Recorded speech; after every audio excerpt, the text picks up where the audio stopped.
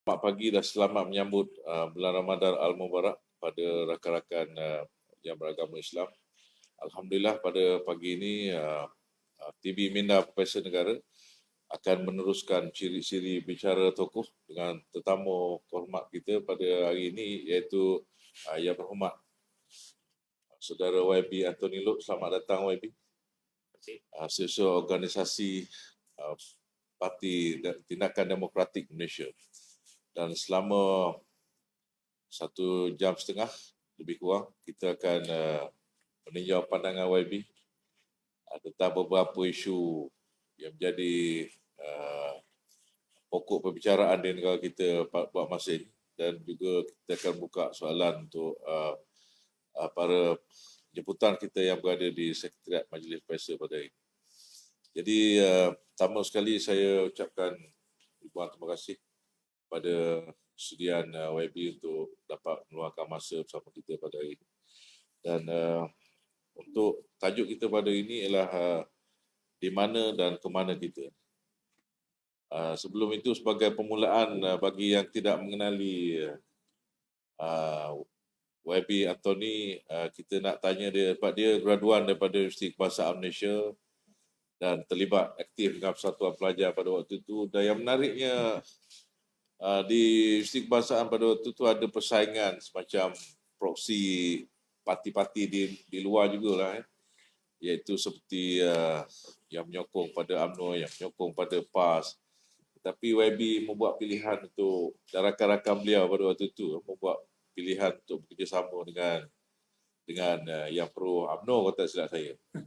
Jadi dengan latar belakang itu boleh, saya terpanggil saudara lah lebih. Saudara Anthony untuk memulakan. Silakan. Terlebih dahulu, salam sejahtera dan salam Ramadan. Selamat berpuasa kepada Dr. Sri dan rakan-rakan yang beragama Islam. Saya mengucapkan terima kasih kepada Majlis Profesor Negara kerana sudi menjemput saya untuk datang ke program ini, lebih lagi pada hari pertama Ramadan ini. Jadi saya berasa bangga. Untuk menjawab persoalan Dr. Sri tadi, pada ketika itu memang saya semasa saya berada di Universiti Kebangsaan Malaysia, memang saya aktif dalam aktivisme mahasiswa. Saya juga pernah bertanding dalam pemilihan Majlis Perwakilan Pelajar MPP tahun 1998. Okay. Pada ketika itu memanglah mahasiswa pelajar ini dia ada pelbagai kelompok dan dia mirip kepada politik di luar juga, sebab setiap parti ada pengaruhnya, kecuali DAP. Pada ketika itu tak ada pengaruh DAP di UKM. Kalau dilihat pada ketika itu dalam konteks itu, TSB ialah dia dipengaruhi oleh UMNO, Tindakan Siswa Bersatu. Dia dipengaruhi oleh pemimpin-pemimpin UMNO. GAMIS ialah Gabungan Mahasiswa Islam Malaysia, di mana ada grup dia di UKM yang kita tahulah dipengaruhi oleh PAS, dan juga MCA ada pengaruh yang besar kepada mahasiswa Cina di UKM khususnya, yang ada satu kumpulan dinamakan sebagai CCC, Chinese Consultative Committee. Saya masuk bertanding sebagai calon bebas sebab prinsip saya ketika itu, saya tidak mahu bertanding bawah CCC. Saya ditekan, ditakut-takutkan oleh senior saya di bawah CCC. Dia kata kalau mahasiswa Cina nak bertanding dalam MPP mesti melalui mereka. Saya persoalkan, mengapa mesti melalui kamu? Saya student, saya bebas. Saya nak bertanding as a calon bebas, saya nak bekerjasama dengan siapa, itu saya sebagai mahasiswa. Jadi bermula daripada itu, saya persoalkan. Saya kata, ini alat MCA. Saya tak nak join TCCC ini. Jadi saya bertanding bebas, dan sudah tentunya bertanding bebas kena cari strategi, kena cari rakan. Jadi kebetulan ada grup TSB ini, dia approach saya untuk bertanding di bawah list mereka. Jadi saya bekerjasama dengan mereka. Tapi saya tak menang lah pada ketika itu. So, ada keperluan untuk bekerjasama. Pada ketika itu kita lihat bahawa memanglah, sebab saya bertanding calon umum. Kalau yang pernah dalam politik kampus ni tahulah, dia ada kawasan umum tu seluruh kampus, macam seolah-olah kawasan parlimen lah. Dia ada kerusi untuk fakulti. Jadi kalau fakulti dia kecil sikit, mahasiswanya tak ramai. Tetapi kalau nak bertanding di kawasan umum dan demografi UKM itu majoriti mahasiswa Melayu Islam. Jadi sudah tentunya memerlukan satu platform kalau kita nak bertanding. Bertanding kalaupun dalam pilihan raya kampus bukan satu keputusan yang amat sukar untuk dibuat, kecuali seseorang tu faham tentang politik, ada minat terhadap politik, dan minat ini biasanya dikaitkan dengan idola tokoh tertentu. Kepada saudara waktu itu, siapa idola kalau dalam masyarakat Cina? Kalau memang saya dah berminat dalam politik lama dah, sebelum pun masuk kampus, sebelum pun menjadi mahasiswa, malah saya menjadi ahli DAP selepas saya habis SPM. Sebelum masuk universiti. Jadi kalau nak jawab soalan idola tu, memanglah Lim Kee Siang sebagai idola kepada saya nak masuk kampus dan sebagainya. Memang pada ketika itu bagaimana dengan tokoh Cina yang lain? Kita ada ramai macam waktu kemerdekaan dulu, Tan Chee Koon dan sebagainya. Saya sebab yang pertamanya saya bukannya generasi pada ketika itu. Jadi bagi kita yang saya dilahirkan pada tahun 77. Membesar dan bersekolah pada 80-an 90-an. Jadi tokoh-tokoh yang di awal kemerdekaan macam Tan Cheng Lock tak berapa macam katakan tak berapa kenal. Sebab Lim Chong Yu pun dia bukan Penang saja. Jadi tak berapa kita rasa bahawa dia dekat dengan saya. Sebab yang pertamanya macam nama-nama tersebut kita baca dalam buku sejarah saja. Tetapi tak pernah nampak sebagai individu. Lim Kee Siang ni lain. Lim Kee Siang ni bagi tarikan bagaimana pada saudara? Yang pertamanya sebab keluarga saya penyokong DAP. Jadi ayah saya sejak kecil lagi membawa saya ke ceramah DAP. Jadi dah awal-awal dalam tingkatan 1, tingkatan 2 dah tengoklah wajah pemimpin DAP. Jadi ada dikatakan dipengaruhi lah mungkin. Sebab ceramah politik ini memang dia amat mempengaruhi minda seseorang. Jadi kalau kita lihat konteks di Malaysia ini, kebanyakan penyokong tegas sesebuah parti itu memang dia dipengaruhi oleh ceramah politik. Apabila dipengaruhi ceramah politik, maka sokongan terhadap parti itu tak akan radi. Itu kekuatan ceramah politik. Banyak pengalaman saudara dengan DAP, dengan pembangunan di Malaysia. Bagaimana saudara lihat hubungan kaum di Malaysia secara keseluruhan? Hubungan kaum memang sesuatu yang amat mencabar. Okay. Kalau kita lihat dalam konteks pada hari ini, memang kalau di peringkat masyarakat, sebenarnya kalau kita hidup di sekolah dan sebagainya, tak ada masalah pun. Umpamanya pengalaman saya sendiri, saya belajar di UKM. Saya boleh bercampur gaul dengan rakan-rakan Melayu, rakan-rakan kaum India, malah daripada Sabah Sarawak, tak ada masalah. Kita duduk dalam satu hostel, umpamanya saya duduk di Kamsis Amiruddin Baki di UKM untuk tahun pertama. Jadi ramai rakan saya Melayu, Fakulti Sains Pembangunan, ramai rakan saya daripada mahasiswa Melayu. Jadi bagi pengalaman diri saya tak menjadi masalah. Tetapi dalam konteks politik pada hari ini, memang kaum itu dijadikan sebagai satu isu yang besar.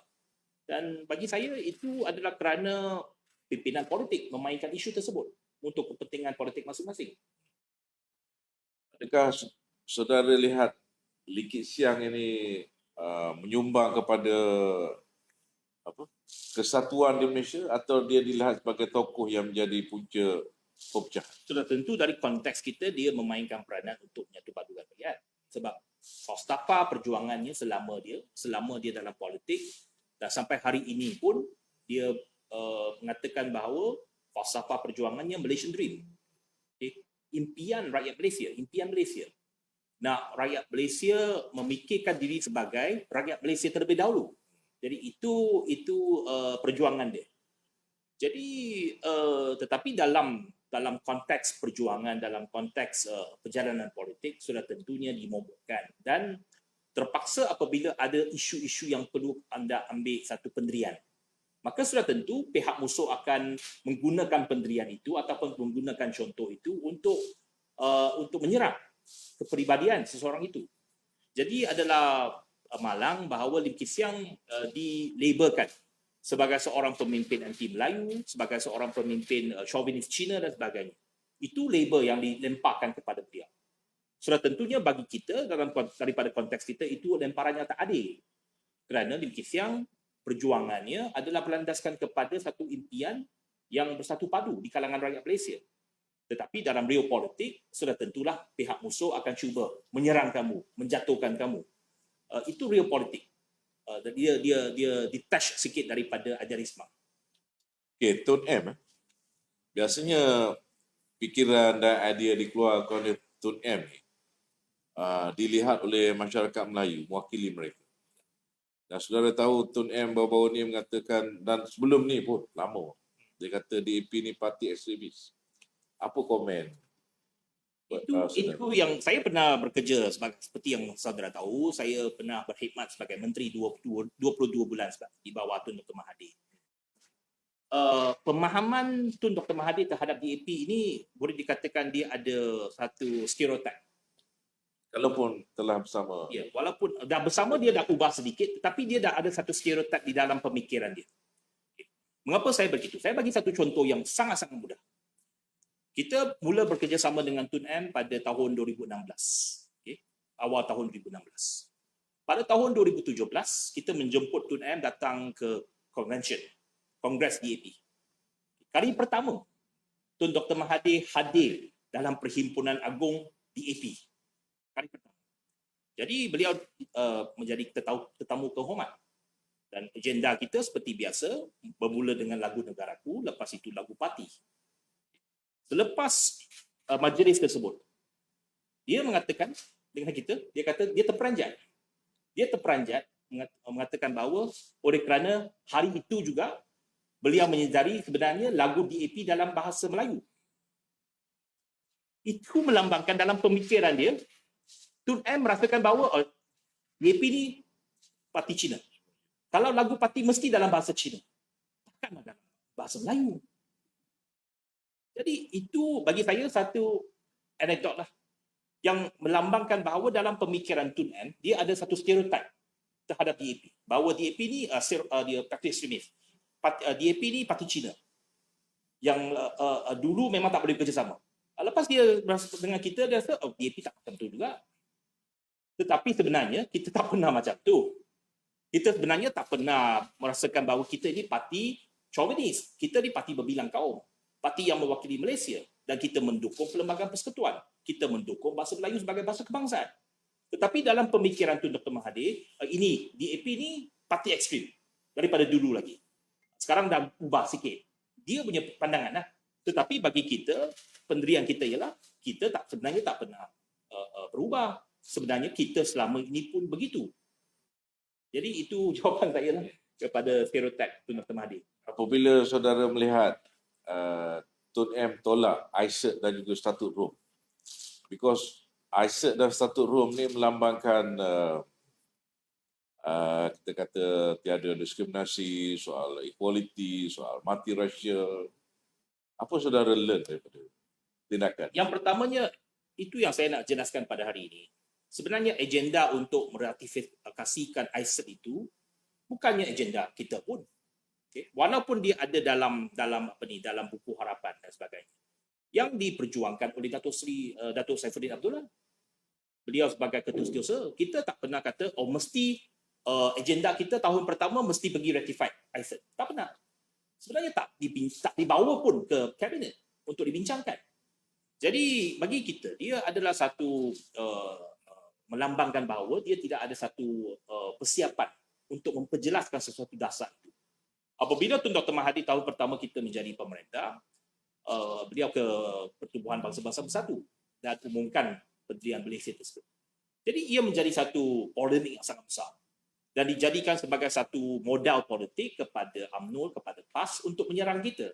Kononnya apabila Pakatan Harapan naik, nak hapuskan keistimewaan orang Melayu, menghapuskan hak orang Melayu dan sebagainya. Jadi itu dijadikan sebagai satu modal, satu serangan politik kepada Pakatan Harapan. Padahal ISET itu saya pun tak tahu bahawa itu nak ditandatangani dan apakah implikasi dia tak pernah pun dibincang di peringkat kabinet. Boleh saudara beri gambaran berkenaan dengan masyarakat Cina? Sebab kita lihat undi masyarakat Cina khususnya semenjak 99 ke mari tahun selepas 2008 macam tu. Dia seperti meletakkan satu basket. Semua boleh kita katakan hampir kesemuanya pergi kepada MCA. Pada pandangan saudara, Kepada DAP. kepada DAP betul. Apa yang menyebabkan orang Cina atau pengundi Cina merasakan mereka diketepikan sangat, tidak diberi perhatian, sehingga dia dalam konteks governance dalam konteks pembangunan, sehingga dia memihak pada DAP itu. Sebab kita tahu dulu undi masyarakat Cina dia agak volatile, tetapi 2, 3, 4 pilihan raya akhir-akhir ni dia pergi pada satu parti saja, iaitu DAP. Yang pertamanya, saya rasa trend pengundian di kalangan masyarakat Cina itu bermula tahun 2008, iaitu ke-12. Di mana pada ketika itu ada pelbagai isu yang mereka tak puas hati kepada pentadbiran Pak Lah. Tetapi jangan lupa, tahun 2004, masyarakat Cina memberikan sokongan kuat kepada Pak Lah sehingga Pak Lah menang lebih daripada 90% kursi. Tahun 99, kalau kita anjakkan kembali kepada tahun 99, pada ketika itu, pilihan raya yang melihat perpecahan di kalangan pengundi Melayu, reformasi.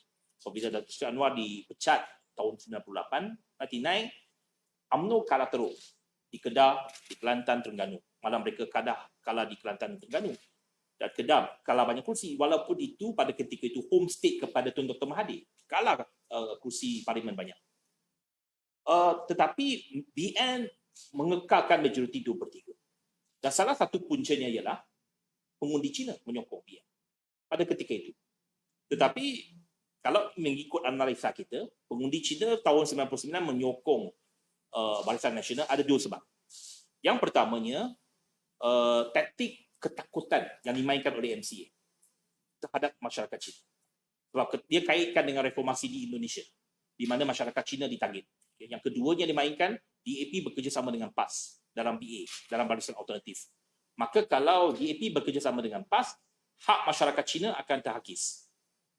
Saya masih ingat dalam pemikiran saya, dia menggunakan pamphlet, dia tunjuk kalaulah sokong DAP maksudnya sokong PAS. Kalau sokong PAS maksudnya negara Islam.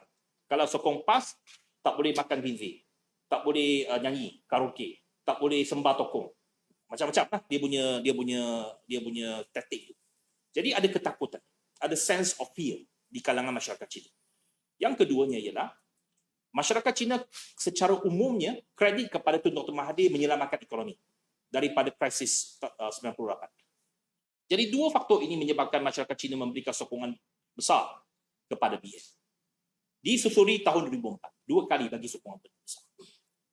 Tetapi sampai 2008, pelbagai isu timbul, dan 2008 itu salah satu faktornya sebab ada keterbukaan media. Jadi banyak isu-isu dilaporkan dan masyarakat Cina mendapat maklumat yang lebih. Jadi 2008 ada penolakan terhadap BN. Tetapi bukannya penolakan secara total.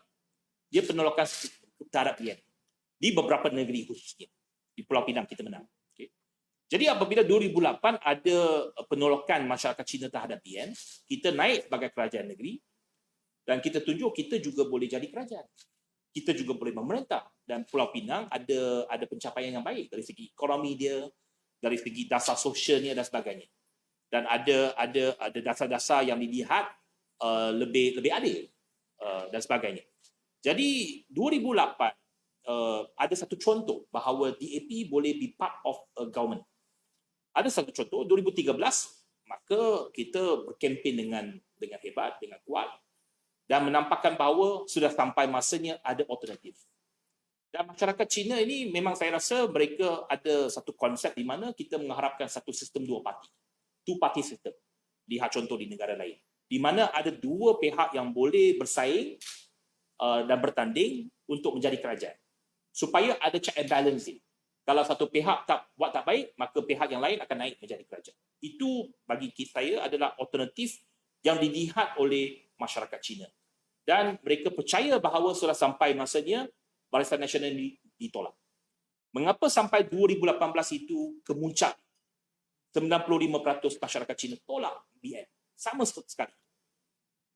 faktor yang paling besar seperti yang saya kata adalah latar belakang. Yang keduanya yang top up kepada faktor itu ialah faktor 1MDB.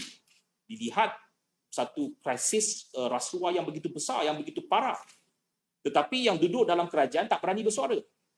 Yang duduk dalam kerajaan mewakili masyarakat Cina ada 2-3 pemimpin MCA menjadi menteri, satu perkataan pun tak berani cakap pasal 1MDB. Jadi mereka tolak. Jadi kita mestilah tentunya berkempenlah secara kuat menolak mereka. Adakah strategi ni kepada saudara menguntungkan komuniti Cina? Sebab kita lihat bila dia put all the egg in one basket, macam contoh berlaku di Sabah, dia tidak ada apa-apa jawatan dalam takbiran. Bila kerajaan PN dibentuk, mereka tidak ada kecuali MCA lah, 2-3 orang. Jadi adakah pada YB komuniti Cina membuat keputusan yang bijak, meletakkan satu telur dalam satu sekumpulan telur dalam satu bangku saja? Dia kadang-kadang Saiki dan juga Minda tu tak melihat begitu. Dia kata kalau orang itu tak boleh pakai, lebih baik saya buang dia daripada dia menjadi mewakili saya dalam kerajaan. Itu Saiki. Ada Saiki seperti itu di kalangan masyarakat Cina. Contohnya MCA. Kalau saudara ingat, tahun 2013, PIU ke-13. Masa itu Presiden MCA Chow Sai Lek, Dato' Sri Chow Sai Lek. Dia mengugut masyarakat Cina. Dia kata kalau masyarakat Cina tak mengundi MCA, kalau kita menang kurang daripada kursi yang kita menangi PIU lepas, iaitu 15 kursi, kalau apa-apa kurang daripada 15 kursi, MCA tak masuk kabinet. MCA tak masuk kabinet. Maksudnya tak ada wakil dalam kerajaan. Masyarakat Cina menyambutnya dengan kata, biarlah, kalau kamu tak masuk, kamu biar hal. Kamu tak jadi menteri, bukan masalah, tak ada masalah kepada saya. Kalau menteri tak ada menteri MCA, bukannya masyarakat Cina tak boleh hidup. Itu respon dia. Jadi kena faham bahawa minda itu kalau kita ugut bahawa kalau kamu tak sokong saya tak ada wakil dalam kerajaan. Biarlah dia kata tak ada masalah. Kita boleh hidup tak ada menteri. Pada kali ini bukan sesiapa ugut. Saya tanya tadi strategi pengundi Cina itu bila dia meletakkan dalam satu basket macam itu dan kita lihat masalah mereka tak selesai juga. So apa end game ni? Bukan dia end game dia politik ni dia dinamik. Okay. Dia akan melihat keadaan, melihat kepada perkembangan, melihat kepada pembangunan dan sebagainya. Tetapi dalam konteks PIU lepas, mereka memang mengharapkan bahawa ada perubahan di peringkat kerajaan persekutuan. Dan melihat bahawa bukan saja masyarakat Cina dah berubah. Pada ketika itu, masyarakat Melayu, pengundi Melayu juga ada signal, ada message bahawa mereka juga menolak BN, menolak UMNO, menolak Najib. Sehingga Tun Dr. Mahathir keluar. Tun Dr. Mahathir itu satu figura, satu individu yang begitu hebat, yang begitu mewakili kepada kaum Melayu. Apabila penglibatan Tun Dr. Mahathir keluar sama sekali, bekerjasama dengan kita, itu memperkuatkan persepsi bahawa orang Melayu nak tolak kepada UMNO Barisan Nasional. Right. Bila dikatakan tadi DAP memprojekkan diri dia boleh merentah sebagainya terutama untuk komuniti Cina, dan kita tahu kursi-kursi DAP juga banyakkannya di kawasan dominasi masyarakat Cina. Adakah di sini DAP terikat soal untuk mengangkat Chinese agenda ataupun agenda masyarakat Cina mengatasi agenda nasional? Tidak. Jawapan saya sudah tentunya tidak. Kita amat peka, amat sedar bahawa kalau kita nak be part of the government, kalau kekuatan DAP saja tidak cukup. Kita mesti bekerjasama dengan parti-parti lain dalam satu gabungan besar untuk kita memerintah, contohnya dalam Pakatan Harapan. Dan debat ini sedang hangat dalam parti DAP pun. Ada kumpulan dalam parti DAP kata, kita mesti teruskan, kekalkan agenda kita, agenda mempertahankan minoriti dan sebagainya. Tetapi bagi kita, ini soal satu, bukannya zero sum game. Agenda yang kita nak bawa dalam kerajaan, dalam pentadbiran, bukannya nak hanya untuk satu kaum. Itu paling penting. Kalau agenda itu hanya bergantung kepada kekuatan ataupun untuk satu manfaat satu kaum saja, dia tidak akan ke mana-mana. Dan kita faham bahawa dalam konteks politik Malaysia, kalau kita nak memperjuangkan agenda satu kaum, dia tidak akan diterima oleh kaum lain. Jadi masyarakat Cina pun faham dalam perkara ini, dalam bab ini. Jadi apa yang diminta ataupun apa yang diharapkan oleh masyarakat Cina terhadap DAP bukannya soal kita hanya memperjuangkan Cina saja. Yang penting memperjuangkan keadilan. Yang penting kita memperjuangkan good governance. Kalau kerajaan lebih baik, kerajaan lebih adil, kerajaan bersih, kita boleh memerangi rasuah. Yang mendapat manfaatnya semua rakyat. Bukannya kaum Cina saja, kaum Melayu pun dapat. Apabila kita memerangi satu isu itu, satu dasar itu, dia mesti dilihat dia membawa manfaat dan kebaikan kepada negara dan rakyatnya. Tanpa melihat kepada mana-mana kaum. Tetapi dalam konteks politik Malaysia, kita faham dia ada sensitiviti kaum ni. Sebab ada parti yang memainkan isu kaum, bergantung kepada isu kaum untuk survive. Itu yang menjadi masalah.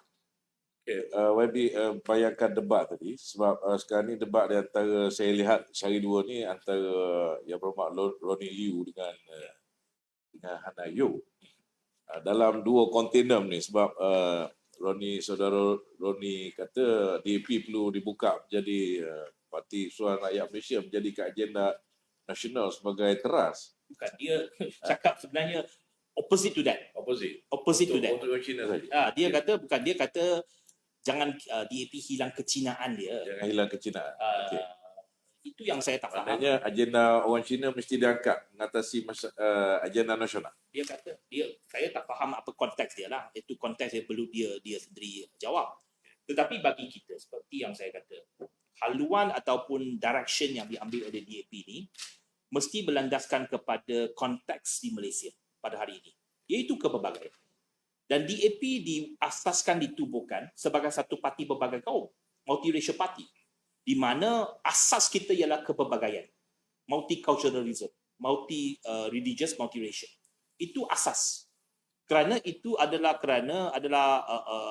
keadaan di Malaysia, masyarakat majmuk, kita membentuk kerajaan, kita membentuk negara ini pada tahun 1963 bersama dengan Sabah dan Sarawak. Adalah asasnya ialah kepelbagaian. Malah apabila kita mencapai kemerdekaan daripada British 1957, asas untuk mencapai kemerdekaan itu kerjasama di antara kaum. Jadi itu bagi saya adalah satu asas penting yang mesti DAP pertahankan. Dua perkara yang menarik sini. Yang pertama, saudara kaitkan kepelbagaian dengan multiracial. Yang kedua, kerjasama antara kaum. Konsep multiracial ni, kalau di negara Eropah yang kita lihat pelbagai, terutama di kawasan bandar metropolitan, ditolak. Sebab wacana pelbagai kaum tidak diterima. Nilai teras masyarakat tu. Kalau di UK, English. Lepas tu kita buka TV di UK, tidak ada berita bahasa Mandarin. Tidak ada berita bahasa Tamil. Begitu juga di Amerika. Kalaupun dia kata dia multiracial, tetapi dalam wacananya jarang bercakap pasal multiracial cultural. Sebab nilai teras yang diangkat semua white Anglo-Saxon Protestant. Sebab itu TV di Amerika tidak ada channel yang bahasa Mandarin, kecuali di Malaysia. Pukul 8 kita tengok ada berita Mandarin, ada berita Tamil. Jadi dalam konteks ini, di dunia telah menolak multiracial. Whole society itu diangkat. Bagaimana saudara melihat? Adakah pendekatan ini sesuai untuk whole society, terutama komuniti Melayu di Malaysia, menerima wacana multiracial, ataupun di negara ini wacana anak watan atau pribumi itu yang perlu diangkat? Itu yang saya tak setuju. Bahawa kalau dikatakan Malaysia tak boleh menjadi satu contoh. Bukankah saya membesar pada 90-an. Semasa di sekolah menengah, saya selalu mendengarlah dan membaca artikel-artikel, khususnya dalam Dewan Masyarakat pada ketika itu, yang dikeluarkan oleh Dewan Bahasa dan Pustaka. Umpamanya dikatakan, Malaysia merupakan satu negara contoh. Negara contoh yang berjaya, satu model yang berjaya, menunjukkan kemasmukan. Negara pelbagai kaum, tetapi kita boleh hidup aman damai dengan satu trust, kesatuan, dan kita boleh menunjukkan kepada dunia bahawa kepelbagaian kaum itu boleh wujud sama sekali dalam satu masyarakat secara aman dan damai. Dan itu yang diwawakan oleh Barisan Nasional dulu, bahawa kononnya mereka punya model tu berjaya. Okay, sebelum tu saya nak YB sedar di Asia Tenggara ni, daripada Vietnam, daripada Cambodia, daripada Myanmar, termasuk Thailand, nilai minoriti tidak diangkat. Belum lagi kita pergi Indonesia pada Brunei. Yang saya cerita tadi, hanya di Malaysia multiracial tu diangkat. Orang bukan Melayu boleh jadi menteri. sekolah mereka boleh dibenar di Asia Tenggara saja. Saya faham. Itu menunjukkan Ya. pendekatan multirasial ni di mana diterima, saudara? Itu yang saya kata. Kita nak menjadi contoh kepada negara lain. Di mana kita show the way. Kalau dunia tu Kita tolak, lead macam the mana kita nak jadi contoh? Sebab di Asia Tenggara ni nilai teras pribumi tu yang diangkat, bukan nilai teras minoriti. Itu yang sesuatu yang kita tak setuju. Bahawa mengapa kita tak boleh? Kerana di negara Malaysia ini, kita apabila kita mencapai kemerdekaan, dia bergantung kepada asas kerjasama antara kaum, antara pelbagai kaum. Dan itu sudah dalam satu kontrak sosial di mana ada kerjasama di antara kaum, masyarakat majmuk, ciri-ciri kepelbagaian dalam negara itu. Dan kita lihat bahawa Malaysia agak berjaya dalam perkara ini. Dalam berpuluh tahun kita bermasyarakat, kita bernegara, kita selain ada peristiwa hitam 1969. Selepas itu kita dilihat bahawa ada hubungan kaum yang agak terkawal. Yang kita boleh hidup secara bersekali, kita boleh hidup dalam satu masyarakat pelbagai kaum. Jadi apabila kita mendepani masalah ini, sudah tentunya bukan mudah. Saya tidak katakan ini satu perkara mudah. Saya rasa untuk Tetapi adil, kita untuk mesti- adil, bolehkah saudara jelaskan multirasial itu adakah maksudnya bahasa Mandarin sama taraf dengan bahasa Melayu? Tidak. Yang pertamanya, Perlembagaan Persekutuan mengatakan bahawa bahasa Melayu sebagai bahasa kebangsaan, tetapi tidak menafikan hak untuk belajar bahasa ibunda. Bahasa-bahasa lain boleh dipelajari. Jadi kita bukannya nak memperjuangkan bahawa kononnya Tamil dengan Mandarin sama tarafnya dengan bahasa Melayu sebagai bahasa kebangsaan. Tidak. So, Itu sesuatu yang tidak. Konsep bagaimana Multiracial boleh maksudnya, mereka masih ada dia masih ada mengekalkan kebudayaan dia. Kebudayaan berlainan. Umpamanya kita ada perayaan berlainan, kita ada keupayaan untuk berbahasa. Pada hari ini, kita mesti lihat dari segi praktikal. Apabila ada orang kata bahawa mengapa kita nak kekalkan bahasa Mandarin ini? Pada hari ini, ramai anak Melayu juga pergi belajar Mandarin di sekolah Cina. Kerana ada practicality dia. Ada kegunaan dia dari segi ekonomi. Apabila ada seseorang anak Malaysia itu boleh mempunyai kemahiran berbahasa dalam pelbagai bahasa. Inggeris, bahasa Melayu, bahasa Mandarin, bahasa Arab, Tamil dan sebagainya, adalah satu kekuatan. Jadi konsep yang kita perjuangkan dalam DAP ialah unity in diversity. Perpaduan dalam kepelbagaian. Dan kita merasakan bahawa kepelbagaian itu bukan satu liability. Itu yang membezakan kita dengan pandangan orang yang lain. Sebab pandangan kita ialah, kalau anda ada kepelbagaian dalam negara itu, dalam organisasi itu, dalam parti itu merupakan satu kekuatan yang boleh kita gunakan untuk kepentingan strategik negara. Dan itu amat terkait dengan dasar hubungan luar kita. Apabila kita ada kepelbagaian ini, kita boleh berkawan dengan sesiapa. Kita boleh berkawan dengan semua negara. Baik Amerika, baik China, baik Eropah dan sebagainya. Baik India. Jadi bagi kita jangan lihat ke dalam. Bahawa kononnya kalau kita ni lihat kepada satu saja, satu aliran saja, kepada satu model saja, maka kita boleh lebih berjaya. Saya yakin dia tidak. Dan Malaysia ini kekuatannya ialah kerana kita boleh bekerjasama antara satu sama lain, walaupun kita berbeza. Okay, baik, soal kerjasama. DAP dalam 2 dekad ini sejak tahun 99, sebelum tu tahun 90 ada kerjasama dengan PAS, dengan Semangat 46. Akhir-akhir ini kita lihat DAP dengan wacana untuk kerjasama dalam konteks beyond apa yang ada sekarang, termasuk dengan UMNO. Bila disebut soal konsep kemah terbuka, misalnya tu, boleh saudara jelaskan, adakah konsep kemah terbuka DAP ni ada syarat dia? Siapa yang letak syarat itu? Dan moving forward, bagaimana kepentingan kerjasama ni di negara kita? Yang pentingnya ialah, yang pertamanya, saya rasa kita sedar dan semua parti politik sedar bahawa mana-mana parti politik ditubuhkan di Malaysia dan bertanding dalam pilihan raya, dalam demografi kawasan-kawasan pilihan raya di Malaysia, mustahil untuk mana-mana satu parti untuk memenangi kerusi secara majoriti. Ataupun dalam bahasa lain, mereka boleh membentuk kerajaan dengan sendiri. Saya dah awal-awal kata, DAP bersendirian tidak mungkin akan menubuhkan kerajaan. Okay? Itu fakta dia. Itu hakikat dia.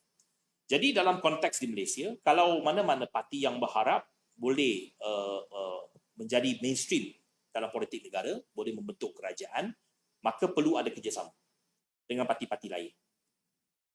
Pada hari ini kita ada gabungan Pakatan Harapan yang mempunyai 3 parti. Okay. Pemimpin Datuk Seri Anwar Ibrahim. Itu jelas.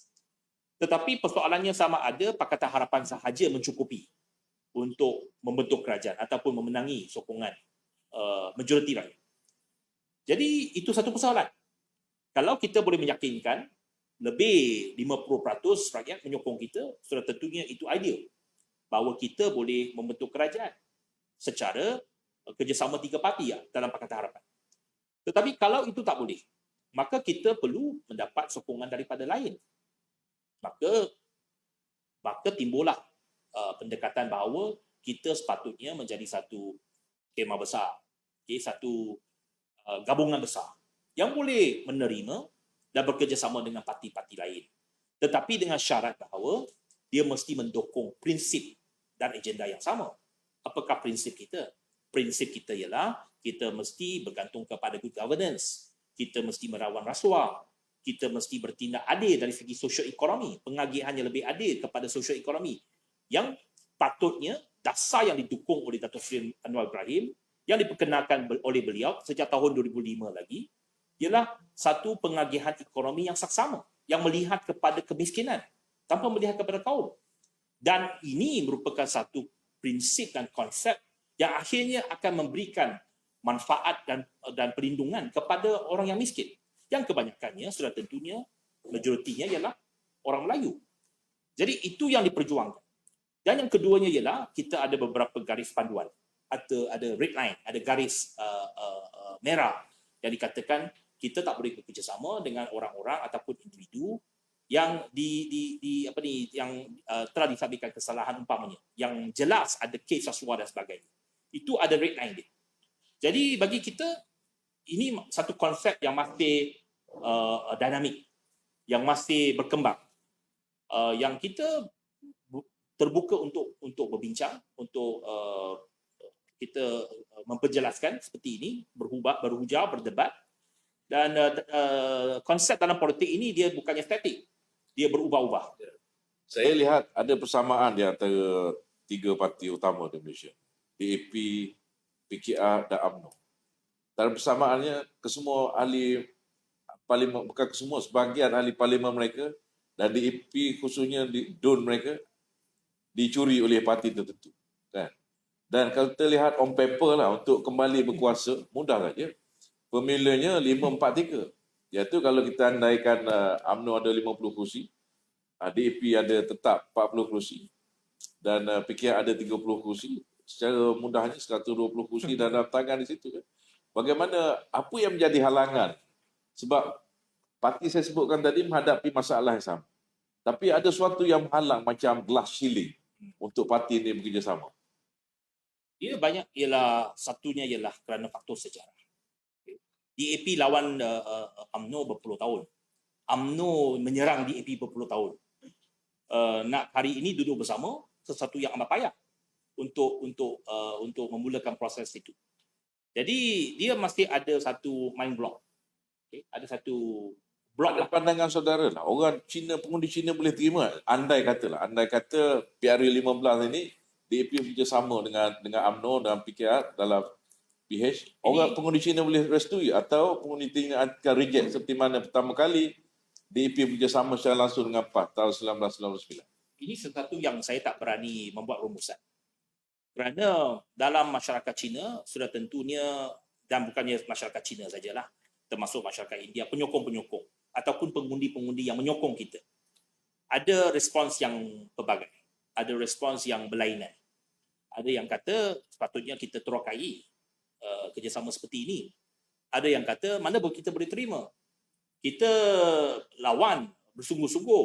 PRU lepas nak jatuhkan UMNO Barisan Nasional. Sekarang nak angkat balik UMNO jadi kerajaan. Tak boleh terima sama sekali. Ada pandangan seperti itu juga.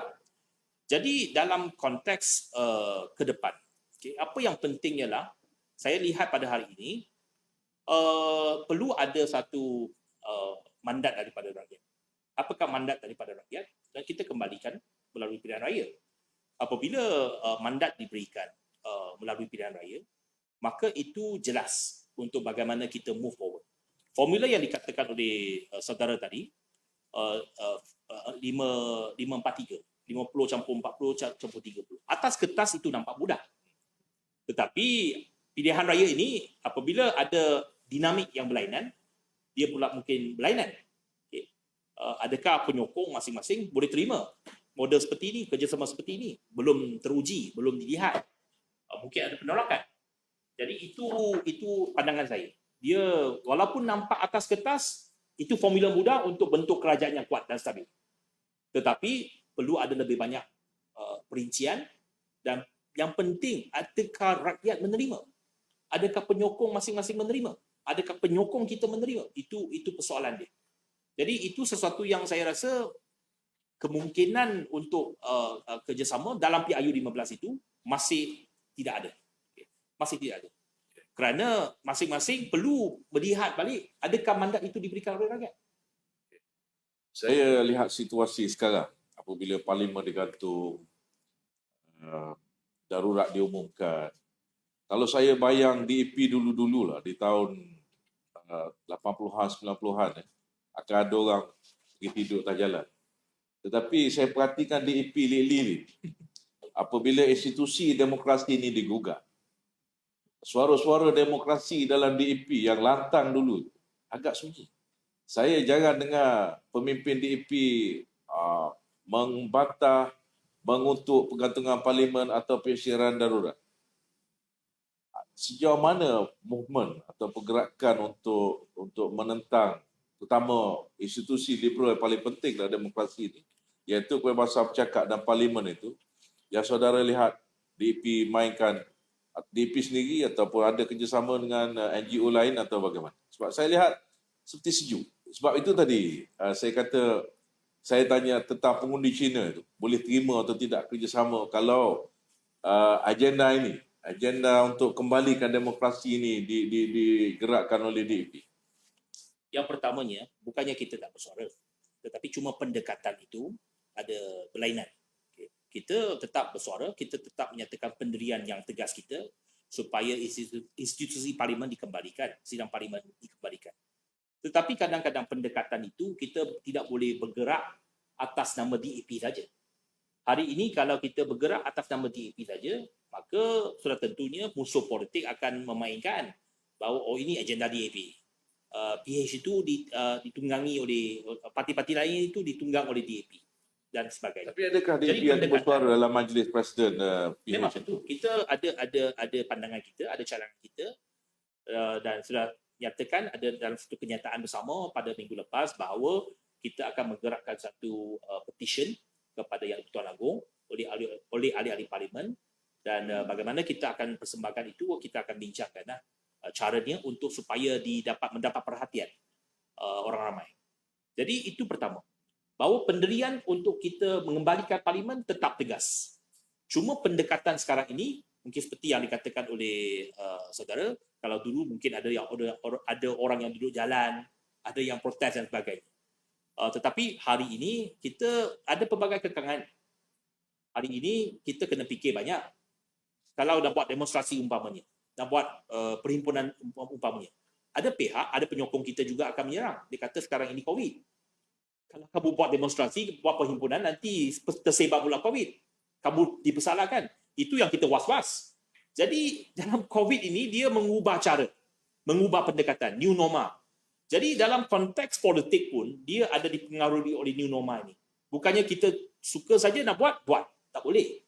Ada juga pandangan, kata kalau sehinggalah kita nak buat perhimpunan, umpamanya. Dia kata tak boleh. Kalau kita buat perhimpunan, nanti ada kluster daripada sana. Maka kita dipersalahkan. Jadi itu ada kekangan dia. Jadi saya harap semua faham bahawa bukannya Pakatan Harapan begitu mudah give up, kita tak perjuangkan. Cuma dalam konteks pada hari ini pendekatannya berlainan. Saya duduk dalam Jawatan Kuasa Khas Darurat bersama dengan Datuk Seri Saifuddin Nasution dan juga Dr. Zulkifli. Kita bertarung dalam jawatan kuasa, kita berharap melalui jawatan kuasa kita boleh nyatakan pendirian kita dan sebagainya. Cuma jawatan kuasa itu jawatan kuasa khas yang ditubuhkan oleh Yang di-Pertuan Agong. Semua mesyuarat itu rahsia. Apabila Yang Pertuan Agong kata persidangan boleh, Parlimen boleh bersidang. Tetapi sehingga hari ini kita tahu Parlimen tidak ada keinginan untuk bersidang. Tindakan saudara sendiri sebagai orang yang dipilih oleh PH untuk berada dalam jawatan kuasa, Kita bersuara dalam jawatan kuasa dan kita memberikan hujah bahawa dari Pertuan Agong pun dah menyatakan bahawa Parlimen boleh bersidang. Dan ini seolah-olah kerajaan pada hari ini, Perdana Menteri pada hari ini tidak mengambil nasihat tersebut. Jadi itu sesuatu yang perlu dilemparkan ataupun ditanya kepada Perdana Menteri. Mengapa nasihat daripada Yang di-Pertuan Agong tidak diendarkan? Jadi itu kita sudah tentunya kita akan cuba highlight point tersebut. Dan sebab yang lain ialah pada kali ini, walaupun darurat diumumkan, tetapi dalam masyarakat kita lihat, mungkin reaksi daripada masyarakat itu berlainan. Sudah tentunya ada yang amat duka cita bahawa Parlimen digantung. Tetapi ada juga pihak dia kata ini 7 bulan saja. Dan dia termakan pula ada penjelasan kata kononnya kita nak kurangkan politik 7 bulan ni supaya biarlah kita fokus lawan COVID. 7 bulan ni cepat je. Tak apalah kita 7 bulan je. Tetapi pandangan kita, hujah kita ialah walaupun dia hanya satu tempoh 7 bulan dan belum tahu lagi sama ada dilanjutkan atau tidak. Tetapi persepsi dan juga kesannya kepada negara, imej negara agak besar. Kerana masyarakat luar, terutamanya masyarakat pelabur akan melihat Malaysia. Adakah kita ini mendukung demokrasi? Adakah kita ini mendukung institusi parlimen? Jadi kesannya agak besar. Yang kita belum tahu lagi sekarangnya, kesannya. Tetapi yang tentunya ialah pada hari ini, pelabur berwas-was apabila nak berlabur di Malaysia. Jadi itu kesan yang bagi saya merupakan satu kesan negatif kepada negara. Ya, ada perubahan dalam pendekatan DAP dan juga pembangkang lain dalam tempoh COVID yang saudara jelaskan. Saya ingin kembali kepada sedikit berkenaan DAP. Adakah perubahan ini juga berlaku dalam domain yang lain? Because saudara sendiri misalnya pernah menyebut berkenaan dengan isu keluarga dalam parti.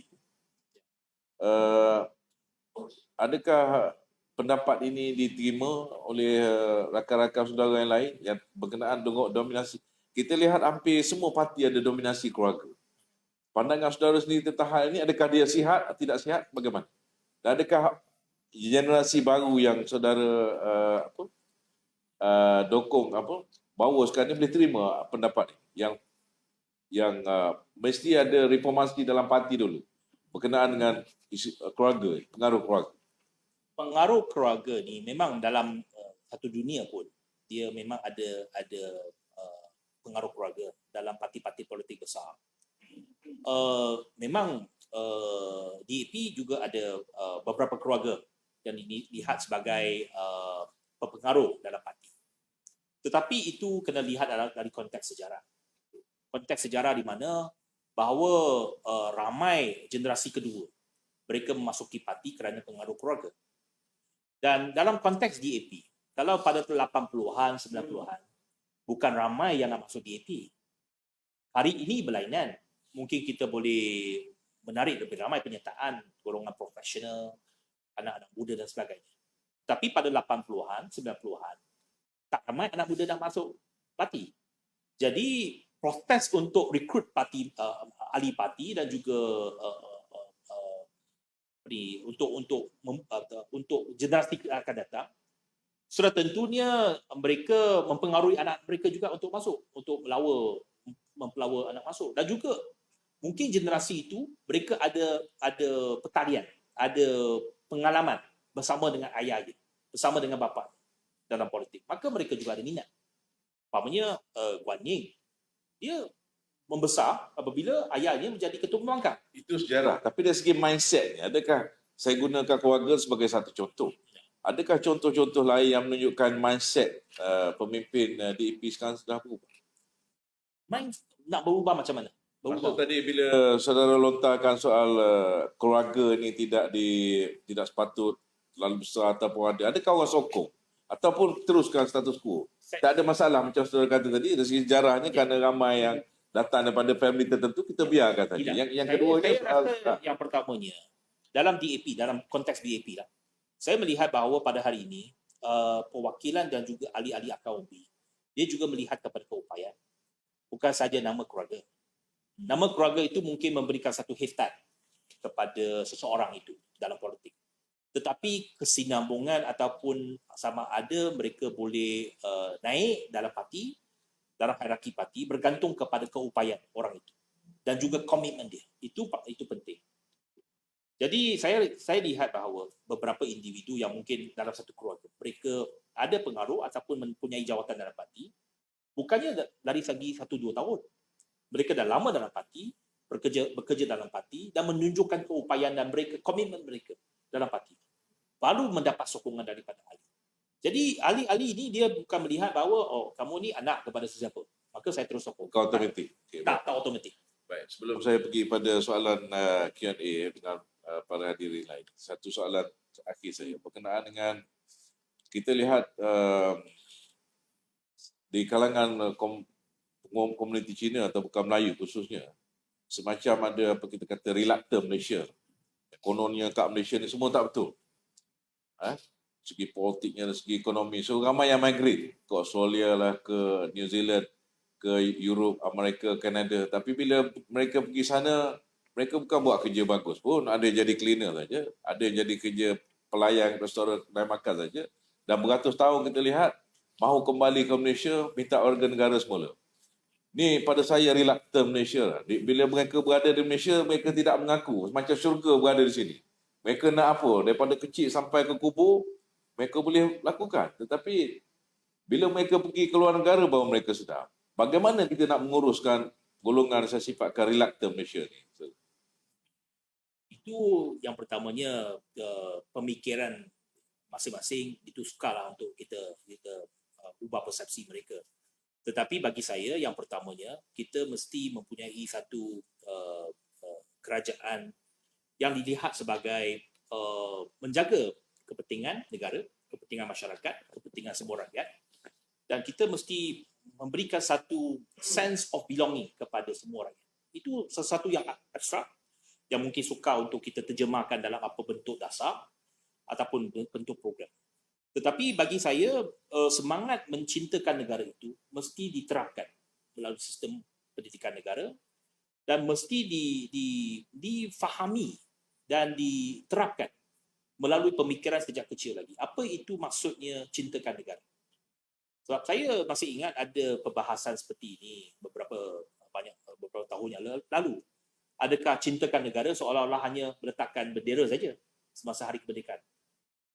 Itu satu konsep patriotisme. Tetapi definisi patriotisme itu adakah seolah-olah hanya meletakkan bendera? Bagi saya tidak. Bagi saya patriotisme itu ialah apakah yang anda boleh lakukan dan bagaimana untuk menaikkan nama negara, untuk membantu negara ini menjadi lebih baik dari segi masyarakat dia, dari segi kerajaan dia, dari segi budaya hidup kita, dari segi civic consciousness kita, mesti ditambah baik. Jadi itu semuanya merangkumi kepada semangat dan kecintaan kita kepada negara kita. Kalau kita boleh bentuk satu mindset seperti itu, saya rasa tak ada reluctant Malaysian. Seperti yang dikatakan, kalau kita kebanyakan orang Malaysia, mungkin dia masa kita duduk di Malaysia banyak komplain. Tapi kalau kita keluar negara, kita berasa bangga menyatakan bahawa kita rakyat Malaysia, kita membawa pasport Malaysia. Apabila kita ke negara lain, ke immigration, kita tunjuk pasport kita, kita rasa bangga kerana pasport kita ni laku di seluruh dunia. Jadi itu satu persepsi yang kadang-kadang berlainan apabila kita berada di luar negara dan dalam negara. Baik, terima kasih. Saya persilakan jika ada soalan yang nak tanyakan kepada YB. Silakan. Ya. Tolong sebutkan nama dan dari mana. Okey. Okey. Bro, boleh kuat sikit tak apa. Malam Ronilio ada DAP tidak perlu cairkan kecintaan dia untuk mendapatkan sokongan untuk tim lain. Jadi ini menunjukkan bahawa selama ini DAP itu memang parti Cina lah. Dan bukannya bahawa parti berbilang kau. Ini kata-kata Ronnie Liu semalam. Dia dengan ya. Jadi kalau persepsi ini kita nak mendekati masyarakat ini untuk semua yang kedua, bila ada menyebut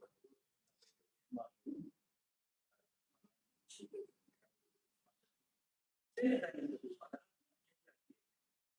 untuk memandaikan orang-orang Cina supaya dia sayang cinta kepada Melayu dan boleh berbatu dengan parti demi untuk masa depan Malaysia yang lebih baik.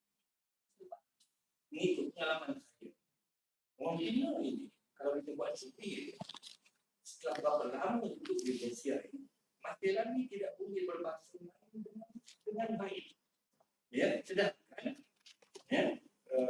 kita perlu menguasai bahasa ini untuk membina sebuah negara bangsa. Itu yang betul yang soalan saya yang soal DAP ini selalu dilihat dan memperjuangkan sekolah itu sebagai kira dan sebagai sekolah. Kenapa tidak diperbaiki sekolah Cina itu supaya pelajar-pelajar Cina ini dapat menguasai bahasa Melayu dengan lebih baik dan apabila kerajaan nak tambah masa Melayu itu diajar lebih masanya ditentang oleh waktu gantung uncap ya ditentang oleh badan-badan ini. Kenapa dia tidak cuba menasihati badan-badan Cina yang ekstrim ini sehingga menjadikan Malaysia yang jadi hewan di dalam itu persepsi orang terhadap DAP ini negatif sebab kecinaannya itu tidak mencerminkan apa yang digagas oleh DAP bahawa mereka ingin bergabung. Terima kasih Profesor Ridwan T. Profesor Ridwan T, saya ni banyak baca juga artikel Profesor Ridwan T. Dan saya faham ujar dan juga pandangan Profesor.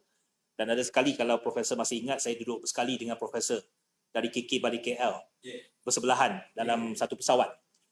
Persoalan pertama, apa yang dikatakan oleh Ronnie Liu. Jawapan saya, Ronnie Liu itu dia tidak mewakili keseluruhan DAP. Mungkin ada persepsi dia, ada pandangan dia terhadap parti DAP yang dia nyatakan melalui pandangan dia. Tetapi pendirian dan pandangan itu tidak mewakili keseluruhan DAP. Mungkin dia mewakili sebahagian ataupun beliau sendiri. Tetapi dari segi kepimpinan, dari segi dasar dan pendekatan yang dibawa oleh kepimpinan DAP pada hari ini jauh berbeza dengan apa yang dikatakan. Itu sebabnya dia kritik. Kerana ada usaha daripada DAP untuk kita lebih inklusif, lebih terbuka dan supaya kita dapat diterima oleh masyarakat Malaysia. Okay? Keseluruhannya. Itu sebabnya ada kritikan dalam. Tetapi kepimpinan DAP pada hari ini bersungguh-sungguh untuk meletakkan asas parti DAP kepada asas yang sebenarnya. Asas kita parti berbilang kaum. Asas kita mesti menerima kepelbagaian. Dan kepelbagaian itu kita mesti terima Cina, kita mesti terima Melayu, kita mesti terima India dan lain-lain. Dan oleh sebab itu, hari ini, mengapa ada perdebatan dalaman dalam DAP berkenaan bab itu? Oleh kerana kepimpinan DAP sedang berusaha bersungguh-sungguh ke arah satu parti yang lebih menonjolkan kepelbagaian kita. Itu sebabnya ada kritikan dalaman. Tetapi bagi kita sebagai pemimpin, kita berani menanggung bahawa walaupun mungkin kita akan ada usaha nak menjatuhkan kita dalam pemilihan parti daripada kepimpinan parti. Tetapi itu satu risiko yang kita ambil.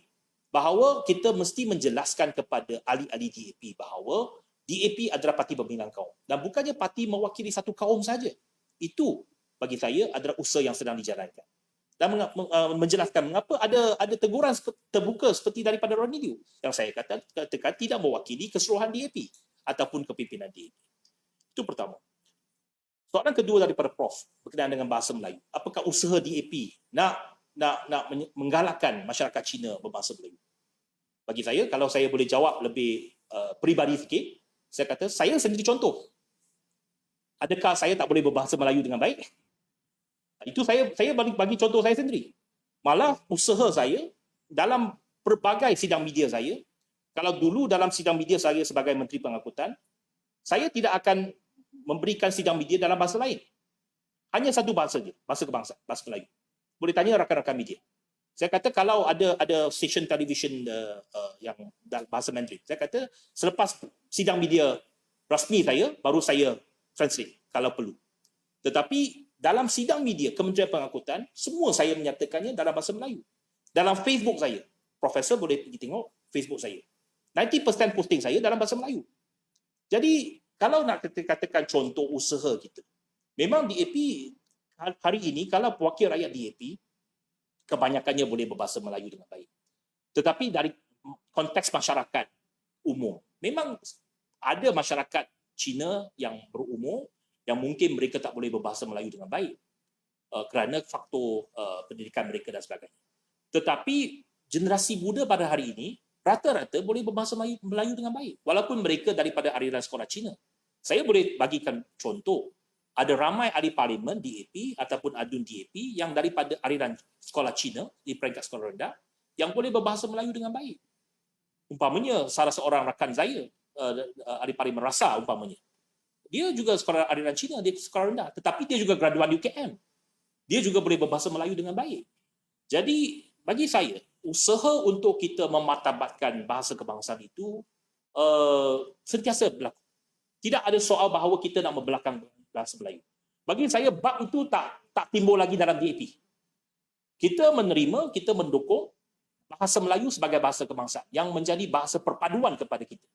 Tetapi prinsip kita ialah jangan kita sampai satu tahap bahawa kita mempertikaikan, kita menafikan hak mana-mana rakyat untuk belajar bahasa ibunda mereka.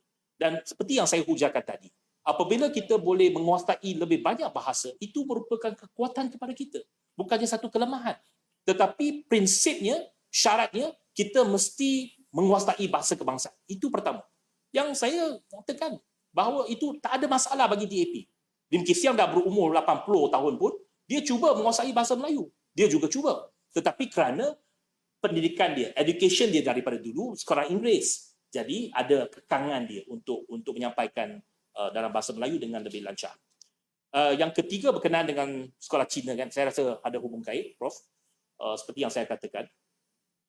Ini satu usaha yang memang berterusan, yang kita juga cuba. Kalau masih ingat, DAP juga, Tung Jiao Chong juga mengkritik DAP dengan hebat semasa kita berada dalam kerajaan. Apabila Kementerian Pendidikan memperkenalkan 3 muka surat bahasa Jawi dalam buku teks bahasa Melayu di sekolah Cina, kita dikritik hebat. Kononnya DAP ni menjual orang Cina juga. Kononnya kita bersetuju untuk diperkenalkan 3 muka surat bahasa Jawi, kita dah jual kepentingan orang Cina. Jadi bagi saya, ini satu proses yang berpanjangan. Yang sama-sama kita perlu memainkan peranan untuk memahamkan keseluruhan masyarakat kita.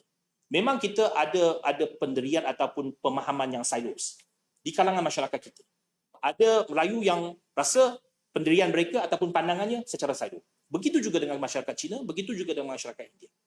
Cabaran kita sebagai pimpinan, sebagai orang politik, ialah bagaimana menyatu padukan dan memahamkan keseluruhan rakyat bahawa this is not a zero-sum game.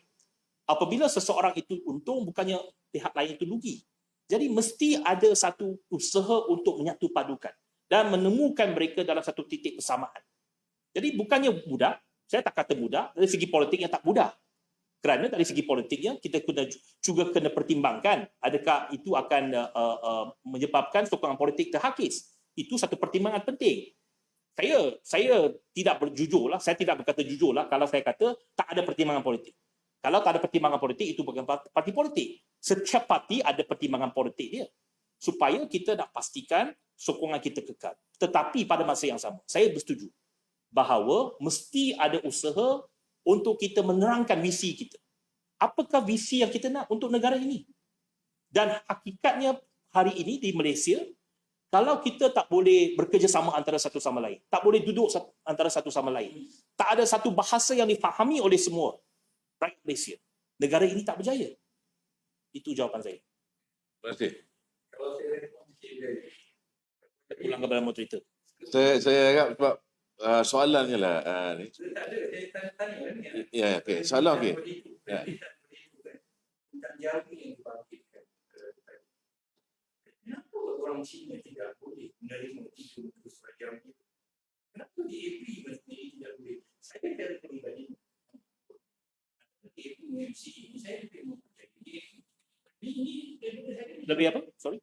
saya lebih mempercayai DAP daripada MCE. Okay, terima kasih.